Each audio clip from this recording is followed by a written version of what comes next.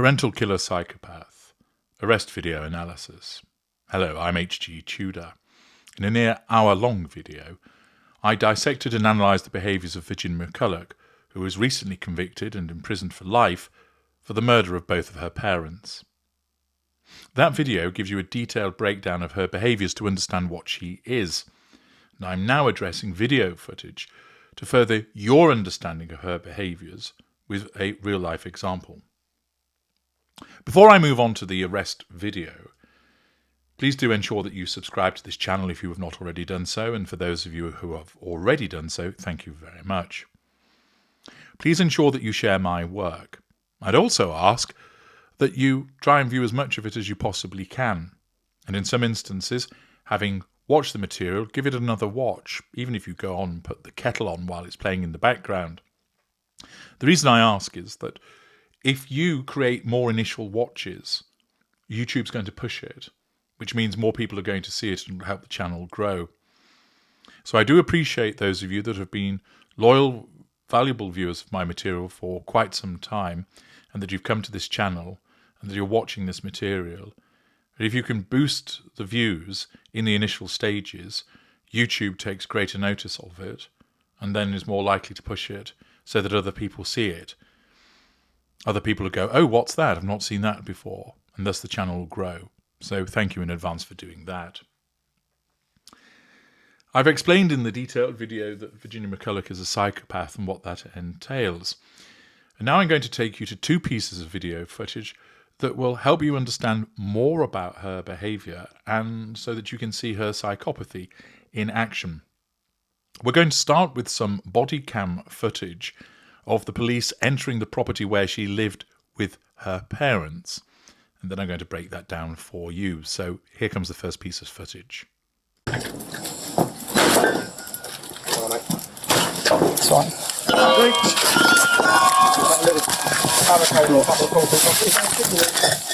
No one in here at the moment. Hold on. The police. Got it. Stay where you are. Stay where you are. Show me Stay where you are. Show your hands. Yeah. Jenny.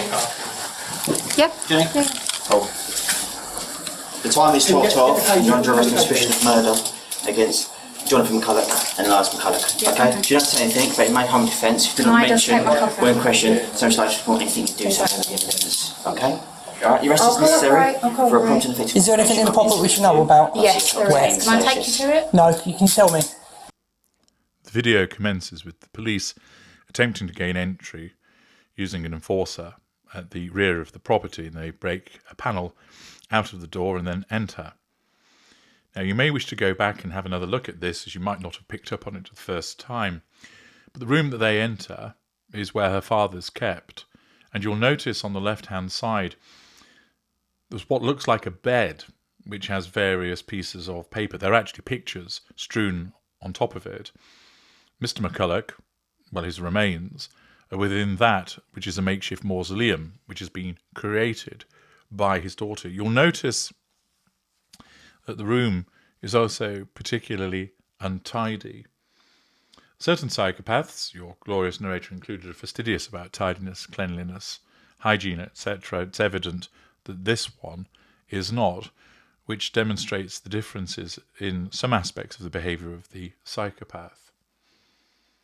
Why is it that she isn't focused on the necessity of hygiene and keeping the place tidy? Quite simply, I would suggest that in instance, it's something that she finds tedious and boring and therefore doesn't see any point in actually adhering to it.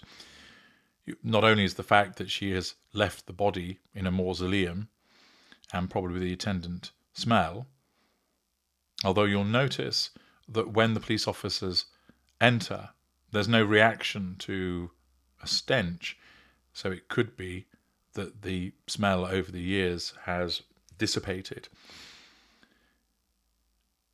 But you'll notice that that room itself is untidy. She's not somebody that looks after the property particularly well, and you can see as the police officers enter, there are marks on the banister, and it's not particularly well looked after property that she's living in. You'll have noticed that the police officers are already at the front door, with Virginia McCullough having already opened it. And as the other officers catch up, you will see that she is being held, and she holds up her arms, cooperating. There's no surprise, there's no shock, there's no anger, there's no distress. It very much is a case of, oh, I've been expecting you. And you will see in her demeanour that she's got a fairly blank expression on her face. She doesn't look angry, she doesn't look delighted. There's no smirk in the way that a narcissist might have. There's no temper tantrum with there being a threat to control. There's no pity play. She simply asks to pull her cuff back, explains that she will cooperate, and she interacts with the police officers in an entirely calm and measured manner, which is demonstrative of the absence of anxiety by virtue of her psychopathy. She, in effect, has a flat effect by virtue of her facial expression and her tone. She asks if she might take them to something that she needs to show them, and that permission's refused. She just accepts it. She isn't belligerent in any way. She's dealing with the police officers as if this is an everyday event, that is not unusual for police officers fully kitted out to come bursting into your house in the manner that they do. She's not distressed, she's not upset. It's like she's expected visitors who've called round for a cup of tea. And that calmness that you see is representative of her psychopathy. It's not a case of her thinking, well, I've always been expecting this to happen, so it's no great surprise. Although there is an element of that she knew that at some point she would attract police attention because she knows what she's done. But it's moreover, she lacks the capacity to be alarmed and startled by their attendance. It's, oh, you're here, right, come in, I'm not going to cause you any problems. It's of interest to her to have the interaction between her and the police officers. And it's interesting for her to be cooperative towards them. Hence, that's why she makes the suggestion of leading them to what she wants to show them. There now comes another piece of footage following on in the course of the arrest. Let's take a look at it. Can we go in there for a second, just so I can tell you something about what's in there? Yeah. And then Just tell us the only something reason about I what's in said I need to tell you something about what's upstairs on the top floor as well. It's fine. Yeah, okay. Is it here on there? Yes, mind your face, obviously. Honestly, I'm not that dangerous. No, it's fine. I know, but obviously I've got to be careful. My dad's body's in there. Right, okay. Yep, okay. Obviously I'll What about say, your mum? a little bit more complicated. Okay. That's why I said, can I go upstairs and show you? Right, can you explain it to us, please? Because we're trying to preserve this. It's now going to be seen, so we need to preserve this the best we can. So I don't want you to have you walking up there, all right? That's for your well-being as well as ours. Oh, no, up. Okay. So Thank you. where will we find your mum? Well, possible. Where will we find your mum? Okay, so upstairs there are about 5 wardrobes. Yep. It's behind the bed at the back next to the sink. That's the second one. I slipped 5 of those into his drink. There were about 2 or 3 drinks that I brought downstairs. And yeah, they were basically, he didn't drink all of them. He only drank probably about half of 2. But yeah, when I went in the morning, this was before my mother. When I went in the morning, early hours, I got up about half an hour early, about 6 o'clock in the morning. Came in and he was gone. Gone. Okay. It's McCullough commences by asking if they can go in there for a second just so she can tell them something. The police officer asks about what. She said, well, I need to tell you about something, and also something that's upstairs on the top floor as well. So the police officer agrees. Notice that she relays this to them again in that usual flat effect of hers. She's talking about it as if she were an estate agent, or a not particularly enthusiastic estate agent, a realtor, showing somebody around the house. So through here is the kitchen, and upstairs is a bedroom on top floor. The way she delivers it, again in that calmness that she has, is demonstrative of her psychopathy.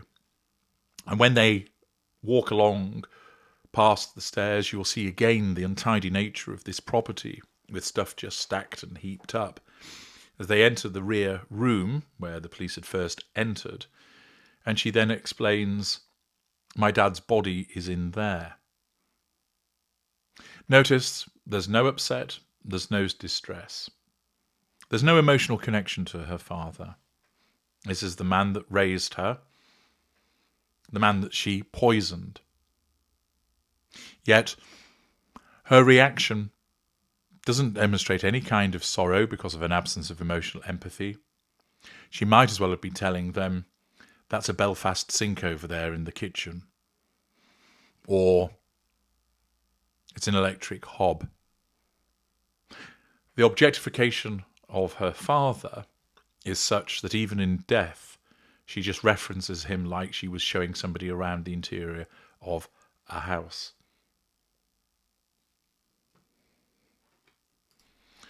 The police officer asks about her mother, and again, in that straightforward tone of voice, she explains it's a little bit more complicated, and that's why she wanted to show them. She wants to remain involved in the process, you see. And it's not so much about control, but it's about the fact that this is stimulating.